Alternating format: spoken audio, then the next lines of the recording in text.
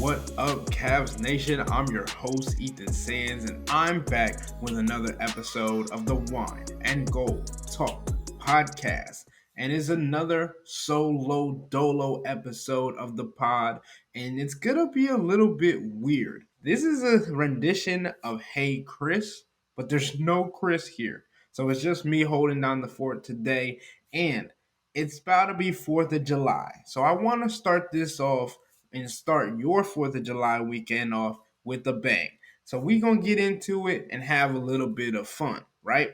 So I sent out a subtext to our subtexters about what they wanted to hear from me, Chris, or Jimmy, and what they thought about the 4th of July celebration and all of those things, also regarding the Cavs. So before we get into all of that fun stuff, I do have to talk about what just happened with the Cavs. It's been a loaded week for the organization. On Monday, they introduced Kenny Atkinson to the organization as the newest head coach. Then on Tuesday, Donovan Mitchell posted on social media announcing that he is going to sign an extension with the Cavs. It looks like it's going to be a 3-year extension with a player option in that third year. So that's basically 3 more guaranteed years of Donovan Mitchell. And then you have that player option 4th year, which allows him to be in his 10th year in the NBA and opens up the opportunity for him to make over $300 million. Also gives him a chance to sign another extension with the Cavs to potentially end his career in Cleveland. So it was a monumental day in Cavs history yesterday, and then today they announced the official signing of Jalen Tyson this morning, and also it has been reported that the Cavs are adding another coach to Kenny Atkinson's coaching staff, and that is Jordan Otts. Jordan Otts is someone who coached under Kenny Atkinson in Brooklyn. He was there even 2 years after Kenny Atkinson had got fired from that job. He then was under Steve Nash, and after that, Otts moved all the way over to Los Angeles under Darvin Ham, where he was able to coach LeBron James and Anthony Davis. And that's been what he's been doing the last 2 years. Obviously, after Darvin Ham's career in Los Angeles came to an end, Jordan Otts needed a new opportunity. So he ended up being a finalist for the Charlotte Hornets head coaching vacancy. And that's ironic, right? Because Kenny Atkinson was in the running and actually had won the coaching job in Charlotte in 2022 before turning it down. Kenny Atkinson went back under Steve Kerr to get more teaching, more tutelage, and now he's joining the Cavs. And so is his running mate and coaching mate in Jordan Otts. And it's a full circle moment because those guys have been able to coach with some of the best players in the NBA, and they have now gotten a better understanding of how to manage star players, right? Otts was still in Brooklyn when Kevin Durant played his first minutes as a Brooklyn Net, when they signed James Harden, and he was also with the Los Angeles Lakers with LeBron James and Anthony Davis as well. Then you look at Kenny Atkinson, and we know his history being under Steve Kerr and managing guys like Stephen Curry and Draymond Green and those kinds of things. It's been a long week for the Cavs, and it's only Wednesday, and fireworks could continue on Thursday for the Cavs if they're able to get Evan Mobley to agree to an extension, a rookie max contract, somewhere in the range of what Scotty Barnes got of the Toronto Raptors. And it's just been an interesting week, and it's only Wednesday. So we're going to see if they continue to make news throughout the week, or if they wait until next week or maybe even the weekend to get Evan Mobley to sign an extension. But we know that Donovan Mitchell and Evan Mobley were hanging out in Los Angeles for Donovan Mitchell's Spider Elite Camp. Evan Mobley also got to introduce himself to Kenny Atkinson. They went over kind of a plan for him for this coming season. So it's not like Evan Mobley is going anywhere. He might be the highest priority now for the Cavs. Evan Mobley is definitely the highest priority for the Cavs right now. And then when it comes to what Evan Mobley is going to bring for this next season. We're hoping to see him take a jump offensively, right? We're hoping that he's able to increase his three-point percentage and three-point production while also being able to create for himself off the dribble and things of that nature. Evan Mobley's posted on social media, working on his handles with a trainer, and that kind of work is going to be super valid for when it comes to this next season. And we saw on social media, Evan Mobley posted on his story about when Donovan Mitchell got his, saying, yes, sirski. And we know those guys are in it to win it together. And they understand that they could potentially be the running mates for this Cavs team to take the next step. And to do so, Donovan Mitchell needs Evan Mobley just as much as Evan Mobley needs Donovan Mitchell. So, with that being said, let's get into some of these subtext questions, and I think there should be some fun ones in here. The first one comes from Scott in Greensboro, North Carolina. He says, what do you think of DeAndre Hunter as a fit on the Cavs? What would it take for the Cavs to acquire him, and would it be too big of a hit on the salary cap and or apron? So the idea that I've been seeing has been a trade because DeAndre Hunter is not a free agent, so you would have to go and trade for him.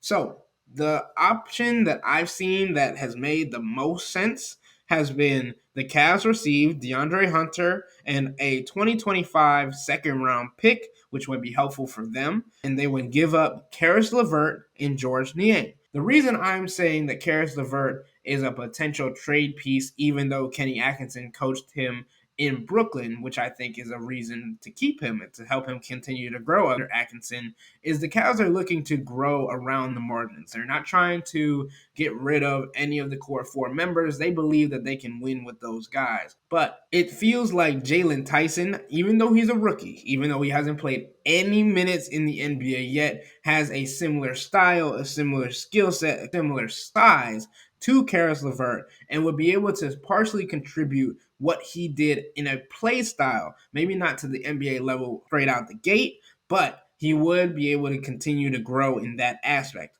Obviously, George Niang was not able to perform in that playoff series against either the Boston Celtics or the Orlando Magic, but he did play in all 82 games. Sure, that is an 82 game player versus a 16 game player, and we understand how much the Cavs want to have a run into the playoffs. Eastern Conference Finals, NBA Finals, that's the goal for this team. And to get there, they have to get players that are able and are qualified to have those successes in the playoffs. And we're going to get into some of these players that I believe that the Cavs could get in free agency or could trade for. And I'm going to say it again later on that the Cavs want players that are able to contribute in that playoff setting. And a lot of these guys on the free agent market right now do not have as much experience in the playoffs. That's why they're on the free agent market, right? Next question from our subtexters is, which current player would you want most at your 4th of July cookout to be your grill master? This question comes from Joe from Chicago. To be fair, I'm going to be the grill master either way. It doesn't matter really who shows up. But I feel like just based on the vibes, Darius Garland would be somebody that I would like. But this whole team, right, interacting with them in the locker room, getting to know them more on a personal level, they are guys that are funny, they're goofy, they like to have fun. And it feels like if you would want to have anybody at your cookout, you could pick from the guys that you see goofing off and having fun with each other, and it's a fair bet. Donovan Mitchell's an option. Karis LeVert's an option. Evan Mobley's an option. Evan's more quiet, so maybe not Evan as much, but Isaac Okoro for sure. Those guys are very acclimated and very active in the locker room, in the team, and those things, and they can have a lot of fun. And we saw that when they were a winning team, especially during the season, when Darius Garland and Evan Mobley were out, those guys really rallied around each other, and it helped their success because we understand that this team plays better when they're on the same page, having chemistry, and having fun.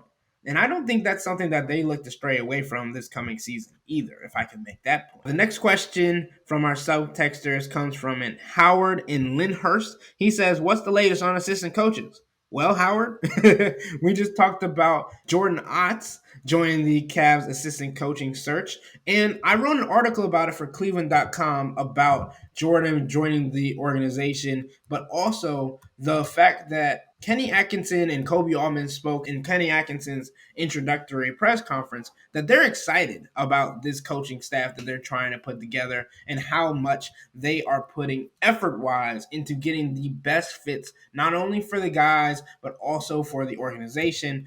And I asked Kenny Atkinson the question during the introductory press conference about what he thought was necessary and what his mindset was to bring guys in as assistant coaches and what he's looking for from those guys. This is what he said, quote, I just want to surround myself with coaches with positive energy. That's the first thing. Surround myself with player advocates, and it takes a group to do this. As a coaching staff, sure, I'm kind of leading it, but I think one of my strengths is being super collaborative. I lean on ideas. I love information. I love when coaches bring me information. This is definitely not going to be a top-down situation. So more importantly, it's more important to bring in a strong staff, and we're going to do that. And when you think about guys that Kenny Atkinson confides in, has trusted, bringing in Jordan Otts, a guy who he had coached with at Brooklyn and also kind of got the same experience as Kenny Atkinson, going to a different organization and getting more reps as a coach, especially in high-pressure situations where the Lakers were looking to get to the Western Conference Finals and the NBA Finals as well. Coaching under LeBron James is never any joke, and it's something that you cannot take for granted. So Jordan Otts being able to get that experience, and then Kenny Atkinson learning under Steve Kerr. Kenny Atkinson also talked about how he kind of went from a bachelor's degree in his first head coaching stint with the Brooklyn Nets to having an MBA after learning under Ty Lue and Steve Kerr. Ty Lue with the Los Angeles Clippers, Steve Kerr obviously with the Golden State Warriors. And it's been interesting to see his dynamic and his change, because when you go back and look at different videos of Kenny Atkinson, he sounds the same, but he is a different person, and you can tell the growth that he's had in different departments. Player development is still going to be his specialty, and he said his philosophy is pace, space, and shooting threes, which is something that the Cavs have grown in over this last season under J.B. Bickerstaff that he wants to continue. He understands that there's a culture already set in place and there's a defensive identity, but he doesn't want to lose that. He wants to build on it and create his own culture that has already begun because of what the expectation is for him as a tactician when it comes to the offensive end of the floor. And that's what the Cavs have been looking for the last couple of seasons. How to grow their offensive game and get everybody involved on multiple different occasions. And the best way to do that is to continue to extend the bench, right? We talked about it in the last couple of podcasts. J.U. Bickerstaff was an 8, 9, 10 maximum, maybe 11 if needed, guys, rotation. But Kenny Atkinson said that he was looking forward to using the bench, to being able to get everybody involved, and to also create a relationship with all these different guys on the court. It's something that you didn't see as much of last season, the one-on-one relationships, the taking guys aside and telling them how much you appreciate them, but also what they need to do to up their game. That's one of the things that Kenny Atkinson had talked about, is being transparent, being honest, being able to talk to the guys in realistic terms about where they need to go to get this team to the next level and get to the team to where the goals are for this next season. Next question from our subtexters comes from Alec in Chicago. And he says, why are we not exploring Darius Garland trade packages more? To be honest with you, Alec, I think that this group, we talked about it yesterday, right? With Chris and Jimmy. Chris mentioned it, talking about how it was more so the representation that came out with the fact that Darius Garland might want a trade when Donovan Mitchell signs an extension, which he did on Tuesday. And now the conversation comes to, is that true for Darius Garland? Is that his belief? Or was that just the representation saying that? And does Darius Garland want to run it back with this squad? So far, there have been no reports that Darius Garland has requested a trade. He's had 24 hours now. Sure, that's not a whole lot of time, but we understand how quickly that statement came out from Darius Garland's representation after Game 5 of the Boston Celtics series. So, does Darius Garland and Donovan Mitchell work together is more so the question. Kenny Atkinson believes that it does. Kenny Atkinson believes that he can get the best out of both of those guys. And that's something that this organization believes in too. The core four is just in year 3 coming up. Just got done with year 2 of the Donovan Mitchell experience and also the core four experience surrounded around Donovan Mitchell. And Darius Garland is a big piece of that because one, he was the man before Donovan Mitchell got here, and two, Donovan Mitchell thrives off having a table setter. And we are learning that Darius Garland, when turnovers are not that much of a mess, he is able to create at a high level for his teammates and for his guys, and also be able to be a threat on the offensive end, which forces teams to respect him, forces teams to look at him, forces teams to want to guard him and create space for other players, which helps in the facilitating aspect as well. So, do I think that the Cavs are not fielding options for Darius Garland? No. But I do think that they are being very specific because they understand the upside of him. Also, his contract is hard to negotiate as well because they would have to be giving up a lot when it comes to Darius Garland, when it comes to money wise, and also understanding that Darius Garland and Donovan Mitchell are close. One of the first people to like Donovan Mitchell's post when Donovan announced on Instagram that he was coming back was Darius Garland, right? And that is something that you have to take account for and how Donovan Mitchell respects and appreciates the work that Darius Garland does. We've talked about Donovan Mitchell's respect for Jared Allen and how he posted about Jared Allen after JB Bickerstaff had some comments on the radio about Jared Allen, presumably because he was talking more so about Luka and battling through injuries, but sounded like a slight to Jared Allen. So it feels like Donovan Mitchell is weathering the storm for this Cavs team.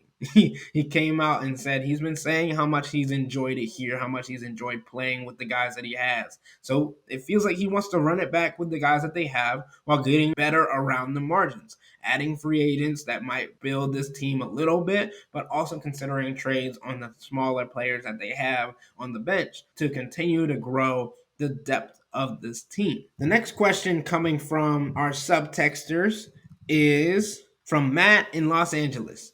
Totally understand Cavs have little free agent opportunity, but if Cavs just make moves at fringes with exception and lose Isaac Okoro, where do you rank their roster versus the East? Better roster than which teams?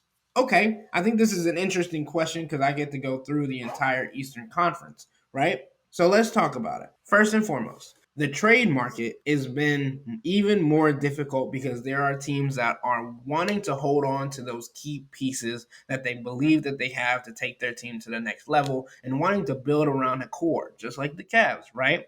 The Sacramento Kings are saying that Keegan Murray is unavailable for trades. The New Orleans Pelicans have been leaning towards the fact that Herb Jones is not available for trades, right? So that leaves the trade market of guys that the Cavs would be looking at to be a little bit smaller than what it was previously. But thinking about the free agent market, thinking about Isaac Okoro, thinking about what this Cavs team needs, when we rank the teams in the Eastern Conference, right? The top of the Eastern Conference this past season, let's go all the way down to the 8th seed. It was Boston, New York, Milwaukee, Cleveland, Orlando, Indiana, Philly, and Miami. And I feel like that's how it's going to be for this next season as well, because Chicago, Atlanta, Brooklyn, Toronto, Charlotte, Washington, and Detroit aren't getting that much better to challenge the top 8 seeds. They may be challenging for a play-in spot, but I believe those teams, that's the highest that it will go. Boston signed Jason Tatum to an extension, Derek White to an extension, so they're not going anywhere. Chris and I have been very upfront about this. We believe that the Boston Celtics are the best team in the Eastern Conference, and that is not going to change for a couple of years, especially because they have Jaylen Brown still under contract, Drew Holiday signed an extension, and those things. The New York Knicks got better this offseason. They added Mikal Bridges, but where does that leave their situation with Julius Randle? They also lost Isaiah Hartenstein. Where does Mitchell Robinson come back after his injury last season? Julius Randle also returning from an injury. Milwaukee Bucks. Dame and Giannis. Those two guys are still trying to figure out how they work together. They didn't use the pick and roll as much as they could have. Obviously, they were probably saving that up for the playoffs, but didn't get to use it in a bigger capacity because they got knocked out in the first round. Then you got the Cleveland Cavaliers in the 4 seed. Obviously, it came down to the last game of the season. If they won against the Charlotte Hornets, they would have ended up being the 2 seed, I believe.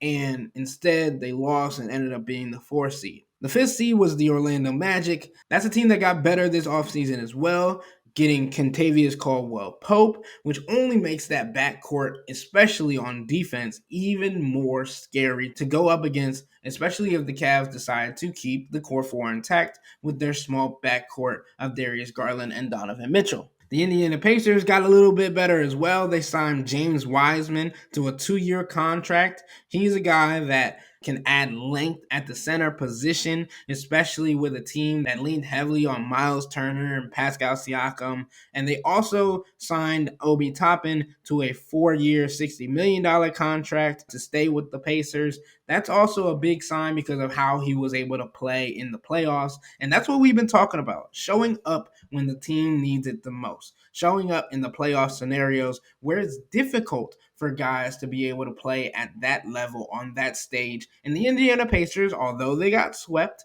were able to compete in the Eastern Conference Finals. I'm told by a Celtics reporter that was one of the most competitive sweeps he's ever seen. And he said that the Indiana Pacers actually held their own and were the toughest team that the Celtics played against in the entire Eastern Conference playoffs. Next, you have the Philadelphia 76ers. Obviously, Philly got better. 1, because Joel Embiid is getting healthier.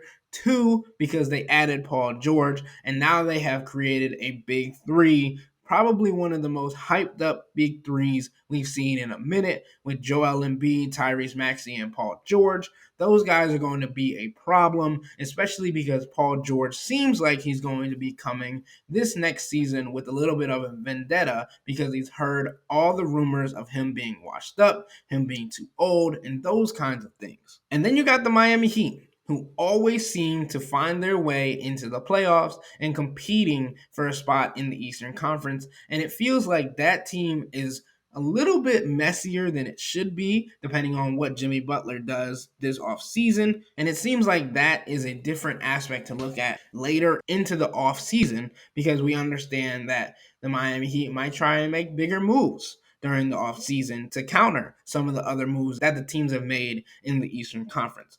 Where do I stack the Cavs in this setting? Realistically, I'm going to put them 5, because I think that Boston is still going to be a number 1. And then there's a mixture between New York, Milwaukee, and Philadelphia. I think that the Cavs are still going to be better than the Orlando Magic. I think they're still going to be better than the Indiana Pacers. And I think they're still going to be better than the Miami Heat in the regular season. And I think it's interchangeable between that 2nd and that 5th spot because of what the matchups are going to be during the season, what the stretches are going to look like, and what these teams are going to have to deal with. And injuries are a big factor, right? New York is a team that is dealing with 2 big injuries to their 2 big players, Julius Randle and Mitchell Robinson, like I mentioned earlier. And it's something that they'll have to keep their eyes on, and how teams can take advantage of that depending on if they go with a small ball lineup for their starting 5. The next question comes from Dave from Tucson. He says, if you could pick one NBA city to celebrate the 4th of July in, what would it be? Well, I'm from Baltimore, and I previously worked in DC, so that's tough for me. So I'm gonna keep that out just because I think that's unfair. But if I had to pick, I mean, I'm excited for my first 4th of July in Cleveland. This is gonna be my first one. I'm excited to see what the fireworks look like. I'm excited to see how crazy people go and what the experience is gonna be like. But I also got friends and family out in Los Angeles and near Phoenix. So those 2 would be the cities for me. But I'm not going to say I'll pass up on Cleveland just yet, just because I haven't had the experience quite yet. And the last question of this podcast comes from Hobbs from Fort Worth, Texas. He says, How much do you think Coach Atkinson will be able to maximize Isaac Okoro's offensive abilities? Atkinson's offensive prowess and player development seems perfect for Isaac. Shout out to Hobbs for being a loyal listener. He says he listens to the podcast every episode. We love to see it. But I do think that Kenny Atkinson is going to get as much as possible out of Isaac Okoro if he stays on this team, right? Because we understand the work ethic and the ability of Isaac Okoro. He's in the gym constantly working on his three-point shot, and he's consistently grown throughout each season. Sure, the difficulty for him has been in the playoffs, right? As you continue to get opportunities in those scenarios, you grow and you learn and you see what he's been able to do. And I also think that Kenny Atkinson going to the bench more will help Isaac Okoro, because there were times where when he got more opportunities, he would get into a rhythm and into a flow and be able to feel his game growing in front of him, and the basket would look a little bigger. Plus, you understand what he brings on the defensive end. So in Hobbs's case, in his question, he's asking strictly about the offensive end of the floor, and you understand that if Isaac can get that part of his game to the next level, if Isaac Okoro can get his game to being so he is not played off the floor in the playoffs on the offensive end, it's paramount to the Cavs team first and foremost. But then you also think about what that means for his overall game and what he's going to be able to do on both ends of the floor, because you can put Isaac on 2 through 4 and he's going to be able to hold his own. He even guarded a center in the Orlando Magic series in Paolo Banchero. It's a tough matchup when you're going up against an all-star nonetheless, but he did his best and he put his body on the line for the team. So that growth on the offensive end is coming, especially with Kenny Atkinson, because you've seen what he's been able to do with different players along his journey, helping Jordan Poole get to the next level offensively, helping Jonathan Kuminga get to the next level with his shot, his jumper, and those kinds of things. It's important to understand the pathway of Kenny Atkinson and how he has grown as a player development coach, and he does not plan to stray away from that, because he believes that player development is just coaching, because you get into the nitty gritty, you get on the court with your guys and you are involved. You're in the one-on-ones, you're rebounding, you're contesting shots, you're doing all the necessary things for your guys to know that you are invested not only in the team's growth, but also in their growth and their success. And I think that's a bigger thing for Isaac as well, because we understand for a lot of the guys on this team, confidence is a big factor. Confidence in basketball, first and foremost, is huge, because you understand Dean Wade is the same way. He's a guy that if he's playing with confidence, he's an entirely different player. And Isaac Okoro, when he's playing with confidence, you see it when he's in Atlanta, when he's playing against his hometown team. He's showing out for his family and for the fans that are there that know him. And it's a different level of competitor. It's a different level of confidence. And that is what the Cavs need for this team to get to the next level. Is a bunch of dogs, a bunch of guys that want to get after it, want to win, and want to not have any expectation but the highest level of success. So, do I think Kenny Atkinson can get Isaac Okoro's offensive game to the next level? I do. And do I think it's going to happen in the first year? We'll see. But I think that he has a plan in place that will help each individual Cavs player upgrade their game in some capacity. But with that being said, that'll wrap up today's episode of the Wine and Gold Talk podcast. But remember to become a Cavs insider and interact with Chris and me by subscribing to Subtext. Sign up for a 14-day free trial or visit cleveland.com/Cavs and click on the blue bar at the top of the page. If you don't like it, that's fine. All you have to do is text the word STOP. It's easy. But we can tell you that the people who sign up stick around, because this is the best way to get insider coverage on the Cavs from me and Chris. This isn't just our podcast, it's your podcast. And the only way to have your voice heard is through Subtext. Y'all be safe. We out.